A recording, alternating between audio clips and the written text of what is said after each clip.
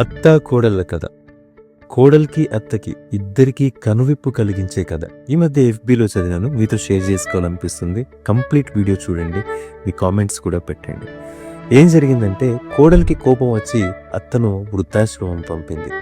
కన్న కొడుకు కాదనలేకపోయాడు. కానీ వృద్ధాశ్రమంలో ఉన్న అత్త ఒంటరితనంతో బాధపడుతూ ఓ రోజు ప్రాణం విడిచింది.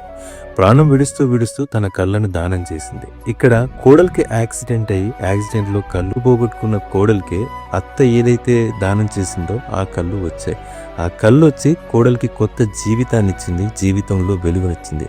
కోడలు బాధపడింది, అత్తకి నేనేమీ చేయలేకపోయాను కానీ అత్త నాకు కళ్ళు ఇచ్చిందని చెప్పి. కొడుకు బాధపడ్డాడు, ఎంత మూర్ఖంగా ప్రవర్తించానని చెప్పి. నిజానికి అత్త అమ్మ కాకపోవచ్చు, కానీ ప్రేమిస్తే మాత్రం తల్లిలాగా ప్రేమించవచ్చు. అలాగే కోడలు కూడా కూతురు కాకపోవచ్చు, కానీ ప్రేమను పంచితే మాత్రం ప్రతి అత్త కోడల్ని కూతురు కంటే ఎక్కువగా చూసుకోగలదు.